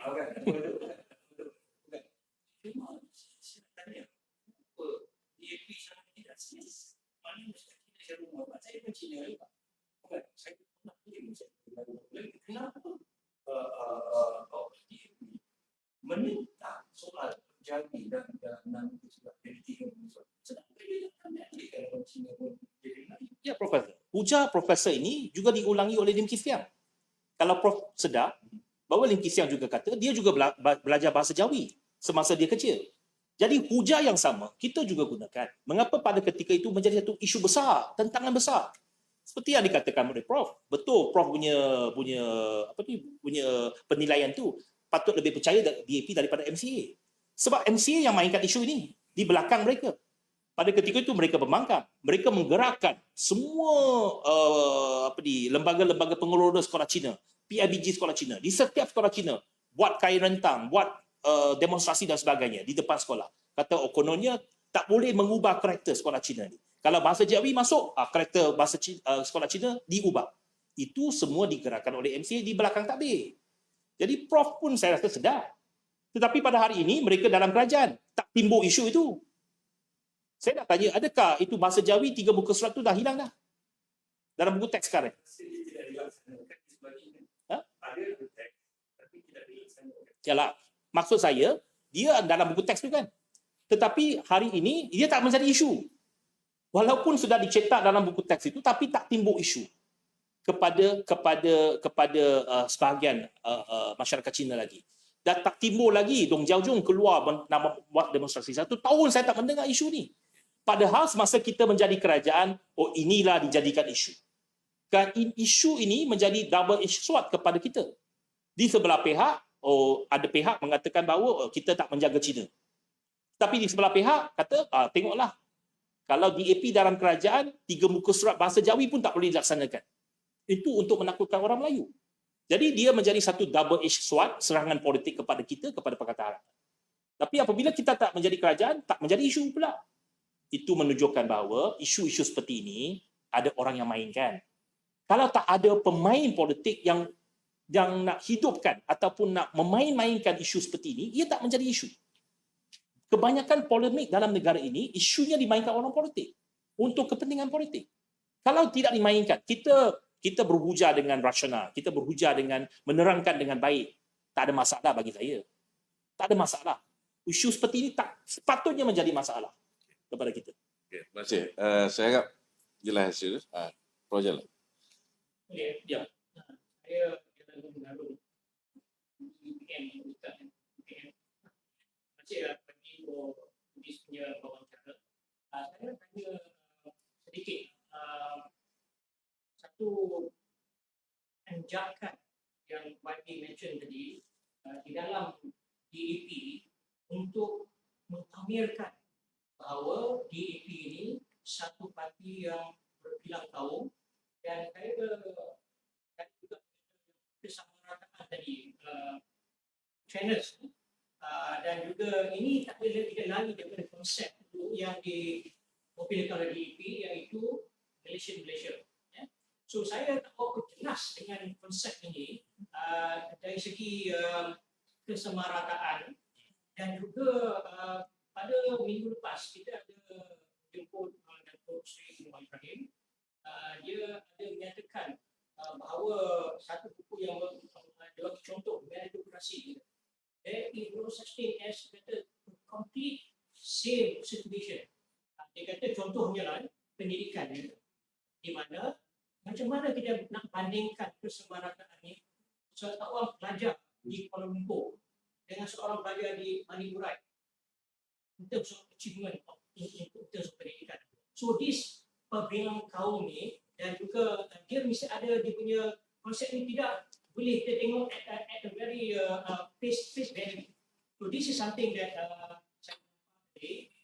DAP tu YB punya jadi bahawa you are going towards that concept of accommodate dan bangsa Pat, tetapi orang Melayu sendiri nampak DAP ni still very strong, still chauvinist. Saya nak contoh dulu, kita tahu Labour Party dekat UK. At one point, it was so much on the left. Market food at the time. Dan tiba-tiba datang pula seorang wira dia, iaitu Tony Blair. Tony Blair, the New Labour. So dia cuba bergerak ke tengah. So saya nak nanya saya sama ada DAP is going to that sort of direction. Terima kasih. Ya, memang dari segi ideologi kita ramai yang salah faham. Kononnya DAP ni sosialisme, kita di komunis dan sebagainya. Tetapi ideologi sebenarnya kita dalam perlembagaan parti sosial demokrasi. Dan sosial demokrasi itu Prof pun tahu bahawa kita pertengahan, middle. Seperti yang dikatakan oleh the New Labour, tetapi New Labour tu memang ada banyak kecaman dia juga terhadap New Labour. Tetapi memang kita cuba membawa satu pendekatan yang lebih sentris. Satu pendekatan yang lebih sentris, sederhana, supaya boleh diterima oleh bukan saja daripada satu golongan, satu kumpulan, tetapi oleh kebanyakan. Itu pertama. Yang keduanya, dari segi kesaksamaan. Saya tahu bahawa apabila kita sebut perkataan kesaksamaan, ini amat sensitif kepada orang Melayu. Adakah maksud bahawa ini semua saksama, semua adil? Perkara 153 dinafikan. Saya kata tidak. Yang kita dah tanda tangani dan kita komit dalam piagam Pakatan Harapan, perkara 153 diangkat, kita menerima itu sebagai satu syarat dalam Perlembagaan Persekutuan. Islam sebagai agama persekutuan, bahasa Melayu sebagai bahasa kebangsaan. Perkara 153, Raja Berperlembagaan. Itu perkara prinsip yang kita setujui dalam Perlembagaan Persekutuan yang kita angkat bersama. Kesaksamaan itu bukan maksudnya dari segi mestinya semua sama rata. Tetapi ada definisinya ialah pertama, tiada dua darjat. Maksudnya kalau kita ada undang-undang mesti sama rata kepada semua. Jangan satu pihak diambil tindakan, satu pihak tidak diambil tindakan. Itu dua darjat. Jadi apabila kita faham dari segi pendidikan, sosial ekonomi, ada berlainan. Kita ada cara intervensi dia. Umpamanya kalau katakan pendidikan, tahap pendidikan di pedalaman, di Kelantan, di Maliburai umpamanya. Dia sudah tentunya keadaan di sana, dia mungkin tak boleh banding dengan Kajang, tak boleh banding dengan Damansara. Tetapi ada intervensi dia. Bagaimana? Melalui dasar kerajaan. Dasar kerajaan boleh membantu untuk meningkatkan mereka. Mungkin kita ada tambahan guru untuk memberikan tuition kepada mereka. Dari segi pengangkutan. Dan semasa saya menjadi Menteri Pengangkutan, saya tahu antara satu faktor ataupun masalah yang besar kepada pelajar-pelajar di luar bandar ialah pengangkutan. Bayangkan di kawasan saya pada hari ini. Saya mewakili, selain Parlimen Seremban, saya mewakili Dun Chenah di Negeri Sembilan.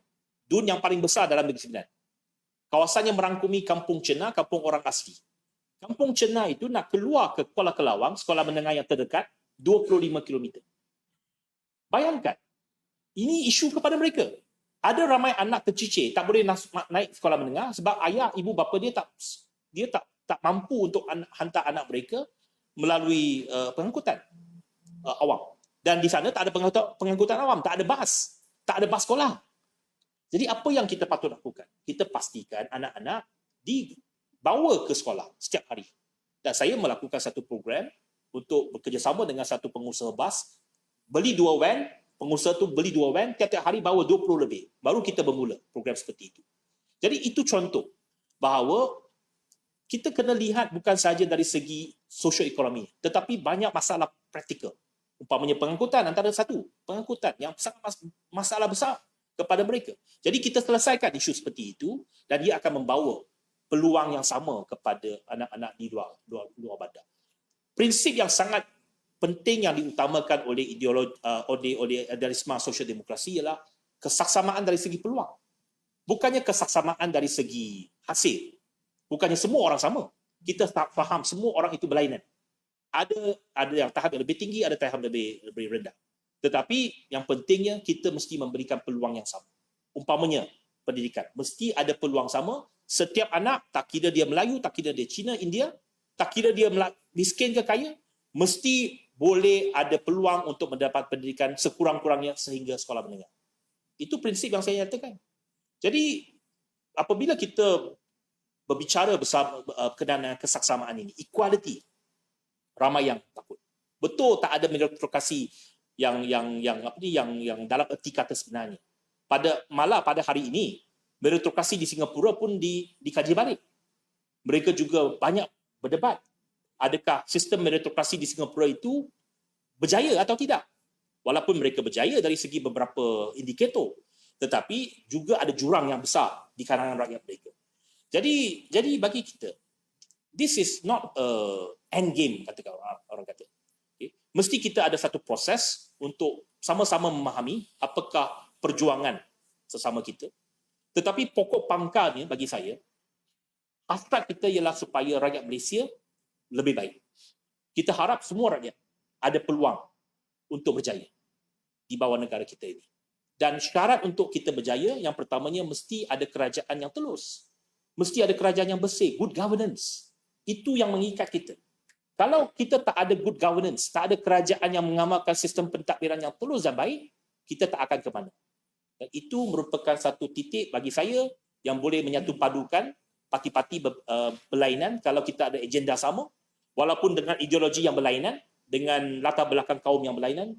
Tetapi kalau kita lihat kepada titik persamaan itu, good governance, nak melahirkan sebuah negara yang baik, kerajaan yang bebas daripada rasuah, maka kita boleh mara ke depan. Terima kasih, Prof. Terima kasih. Ada lagi?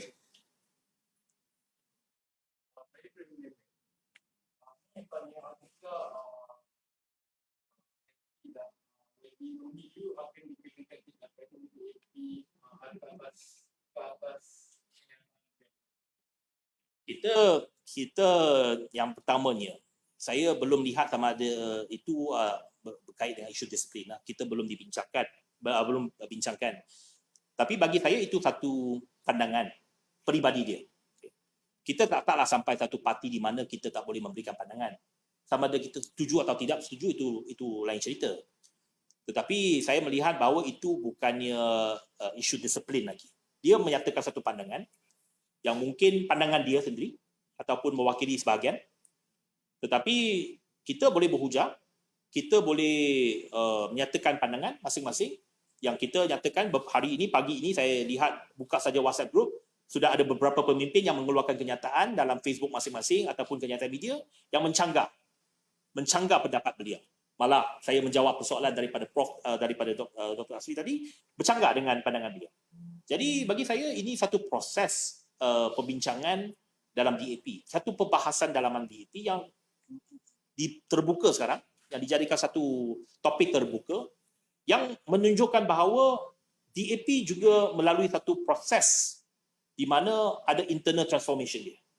Okay? Ada transformasi dalaman dia. Yang ada pihak yang setuju, ada pihak yang tak setuju. Tetapi kita perlulah sebagai pimpinan, kita perlu meyakinkan semua akal umbi kita bahawa ini satu direction, satu haluan yang sepatutnya kita laksanakan, yang patut kita bawa. Sama ada diterima atau tidak, itu terpulang kepada perwakilan. Kalau orang yang membawa haluan ataupun pandangan seperti ini tidak berjaya meyakinkan perwakilan, apa kesan dia? Kesan dia mungkin saya dikalahkan. Mungkin saya tidak masuk dalam kepimpinan parti selepas kongres. Itu kesan dia lah. Jadi kalau saya tak masuk dalam kepimpinan parti, maka saya tak boleh bercakap bagi pihak DAP. Saya tak boleh meneruskan perjuangan ini untuk membawa haluan parti ke arah itu. Jadi itu pandangan lah perwakilan. Jadi kita sudah tentunya akan cuba memberikan keyakinan kepada perwakilan bahawa ini adalah jalan terbaik untuk DAP sebagai satu parti yang diasaskan 55 tahun yang lalu, dan kita nak membawa parti ke satu landasan yang lebih berjaya, diterima oleh lebih ramai rakyat Malaysia, dan inilah pendekatan yang patutnya dibawa dan haluan yang patut kita jalan.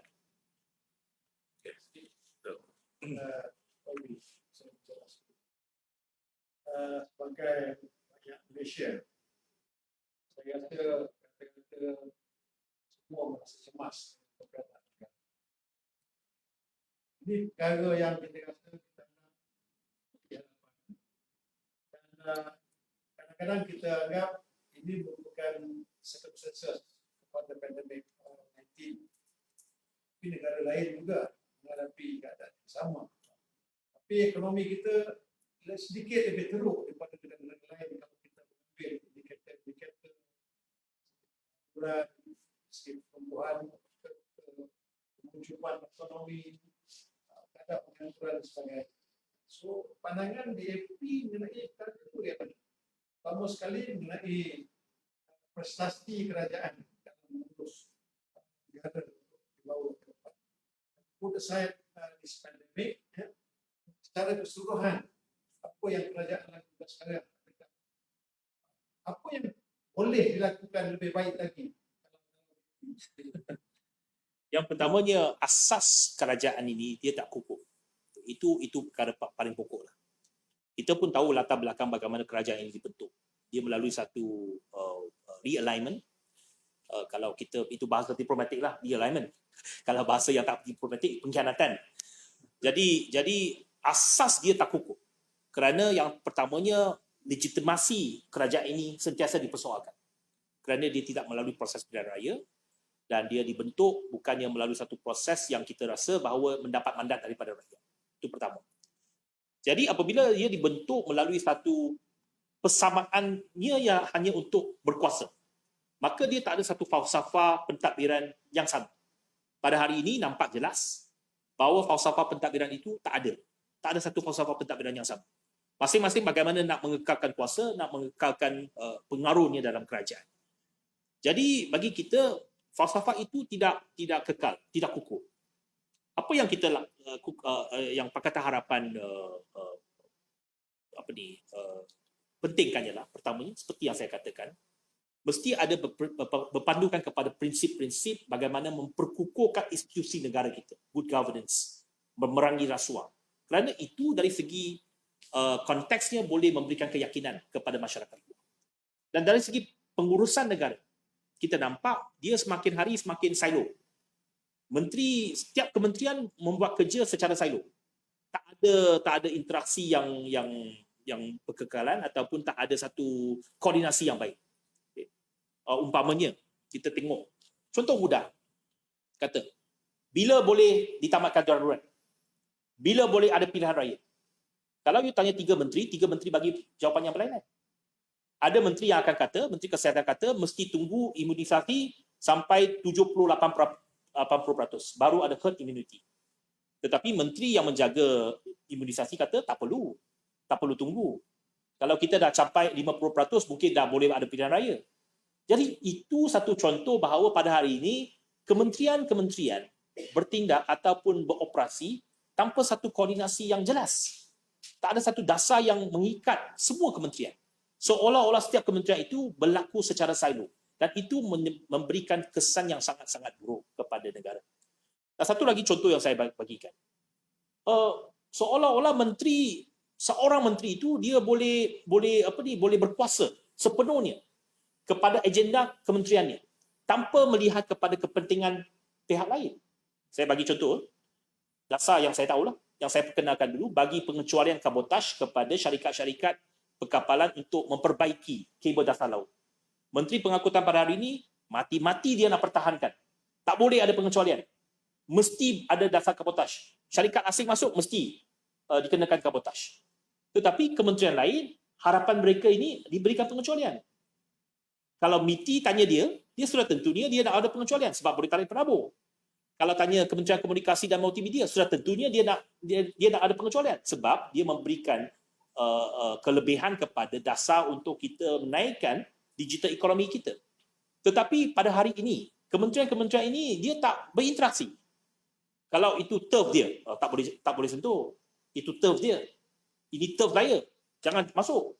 Jadi bagi saya, pengalaman sedikit saya dalam kerajaan, tak boleh begitu. Satu kerajaan kalau tidak ada koordinasi yang baik, mengapa kita perlu ada jemaah menteri? Mengapa perlu kita ada kabinet? Setiap minggu perlu mesyuarat kabinet. Itu sebabnya perlu ada koordinasi di kalangan kementerian.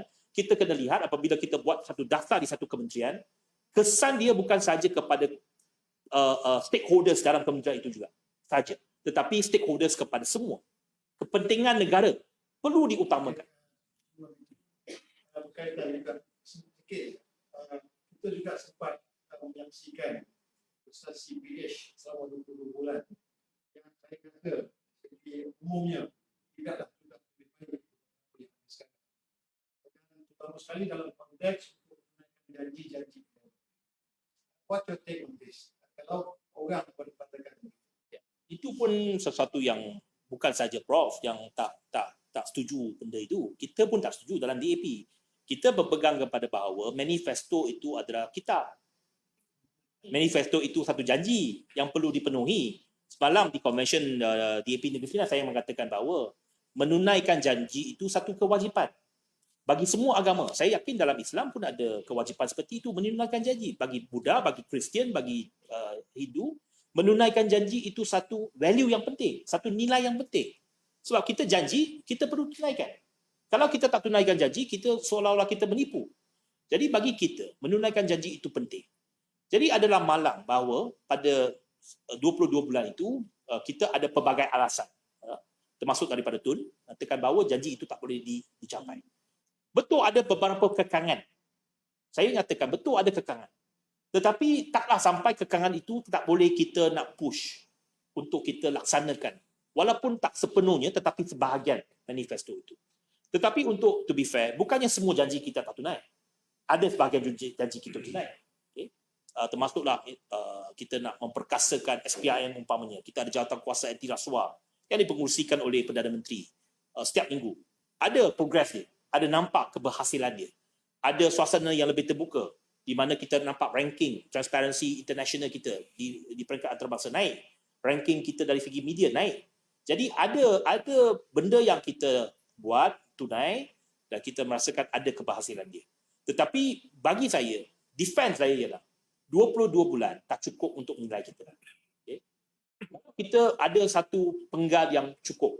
Katakan ada 5 tahun. Bolehlah kita dinilai sama ada kerajaan itu telah melaksanakan yang terbaik ataupun sebalik.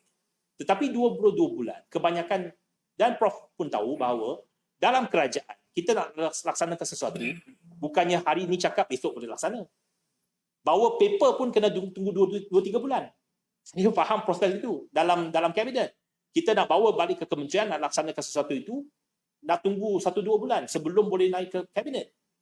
Pelaksanaannya mungkin mengambil masa berbulan ataupun bertahun. Jadi ada perkara yang kita boleh laksanakan, ada perkara yang kita tak boleh laksanakan dalam tempoh 22 bulan. Tetapi pokoknya ialah bagi saya, kita tidak diberikan masa yang secukupnya untuk membuktikan diri. Tetapi berlainan, umpamanya di Negeri Sembilan. Negeri Sembilan kita masih berkuasa hari ini, kita masih kerajaan. Dan di peringkat negeri, kita laksanakan satu persatu janji kita. Dan kita pegang kepada janji itu. Kita nak laksanakan. Kita nak laksanakan setiap janji itu. Jadi janji pilihan raya itu adalah penting dan kita rasakan bahawa apabila kita tak menunaikan janji, ia menjejaskan kredibiliti kita sendiri. Jadi itu satu pengajaran lah kepada kita. Baik, untuk soalan akhir pada saya, sebelum saya tutup makan. Kita dah tentukan masa sebenarnya. 22 bulan Nabi kata. Tapi kalau 22 bulan isu-isu berkaitan Islam tidak menjaga mengatar keseluruhan rakyat marah ketika itu. Yang kedua, pendek soalan. Kenapa jadi ini dari international society?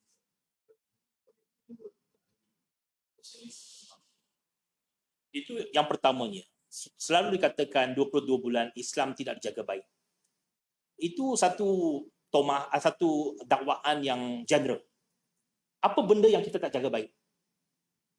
Kalau kita boleh ada hujah, ada perdebatan berkenaan ini, apakah benda, apakah isu spesifik yang dalam 22 bulan itu tidak dijaga baik? Malah kita boleh jawab. Apakah alasan ataupun apakah latar belakang di belakang isu tersebut? Tetapi apabila satu dakwaan secara general bahawa 22 bulan Islam tak dijaga baik, dari segi apa? Adakah peruntukan untuk Islam diturunkan? Adakah pembinaan masjid diberhentikan? Atau apa? Itu yang kita nak tahulah. Kalau betul kata 22 bulan itu Islam tidak dijaga baik, apa benda dia tak dijaga dengan baik? Apa isu dia? Sebab ini kita tak boleh general lah. Ya. Okay, satu contoh, Prof. Apa yang tak jaga dengan baik? Bagi satu contoh supaya kita dapat bincang spesifik. Bukan soal masjid, bukan soal bantuan kepada tinggi dan sebagainya. Islam ni campur tangan dalam kehidupan berkaitan Islam. 22 bulan kita Campur tangan dalam apa? dalam isu-isu berkaitan Islam. Saya bagi satu contoh dengan isu-isu Islam yang selalu campur tangan. Maknanya ketika itu pemimpin selalu menyinggung perasaan kita. Soal anggaran yang kuat, kemudian soal itu isu itu sedap. Pemimpin DAP mana yang mempersoalkan azan yang kuat? Ini di Pulau Pinang. Itu tak betul. Di Pulau Pinang. Prof, itu yang tak betul. Ini persepsi umum. Ya, itu yang kata persepsi lah. Itu sebabnya dia tidak berdasarkan kepada asas dan fakta. Kalau katakan isu azan, saya tak lihat ada mana satu pemimpin DAP yang mempersoalkan azan. Malah betul ada juga apabila penduduk-penduduk di kawasan-kawasan dia minta, dia kata oh ini azan kuat. Dia kata ini sesuatu yang menjadi kebiasaan. Apabila ada surau, ada masjid di kawasan perumahan itu sudah tentunya azan, kita tak boleh minta azan ditutup. Itu penjelasan kita kepada masyarakat bukan Islam. Tetapi soal kata kerana DAP masuk campur tangan tak boleh ada azan, itu tak betul. Tak pernah berlaku, tak pernah ada mana-mana satu pemimpin DAP, menteri DAP, exco DAP yang pergi Jabatan Agama Islam minta tutup azan. Tak pernah berlaku. Malah di Pulau Pinang, betul. Persepsi itu di Pulau Pinang 2008 orang kata oh tengoklah dekat Negeri Sembilan kalau ceramah politik menyerang kita, kata tengok di DAP, tengok di Pulau Pinang DAP pegang tak ada azan. Benda tu tak betul, Prof. Saya rasa benda itu sesiapa yang pergi Pulau Pinang tengok. Adakah pentadbiran Islam di Pulau Pinang itu digugat? Yang kita kena faham, pentadbiran Islam di Pulau Pinang itu bukan di bawah Ketua Menteri. Dia di bawah Yang di-Pertuan Agong. Sebab Pulau Pinang itu negeri tanpa bersultan. Jadi pentadbiran agama Islam di Pulau Pinang bukannya di bawah Ketua Menteri DAP. Kita hanya ada satu Ketua Menteri DAP. Daripada DAP. Di seluruh Malaysia 13 negeri hanya satu Ketua Menteri, iaitu di Pulau Pinang. Dan di Pulau Pinang itu pentadbiran Islam bukan di bawah Ketua Menteri seperti lazimnya di negeri-negeri lain. Kerana ada Yang di-Pertuan Agong. Dan dari segi majlis agama dia, dari segi Jabatan Agama Islam dia, semuanya di bawah kelolaan ataupun di bawah naungan Yang di-Pertuan Agong. Jadi tak betul lah kata bahawa ada campur tangan dan sebagainya. Saya yakin Yang di-Pertuan Agong juga akan pastikan bahawa kedudukan Islam di Pulau Pinang itu terjaga. Seperti juga di wilayah Persekutuan dan sebagainya. Jadi saya harap kalau betul ada isu, kita nyatakan secara spesifik apa isu dia. Sebab bagi saya itu satu dakwaan yang tidak adil kepada kita. Apabila kita dimomokan, kononnya DAP jadi kerajaan, oh Islam tak terjaga. Itu selalu saya dah dengar dah 12 tahun dah. Sejak 2008 lagi. Tetapi tanya apa isu dia? Apa spesifik dia? Apa contoh dia? Apa masalah dia? Tak ada sesiapa yang bagi. Yang boleh bagi, oh azan. Tapi betul ke azan itu tak berjalan di Pulau Pinang? Itu persoalan.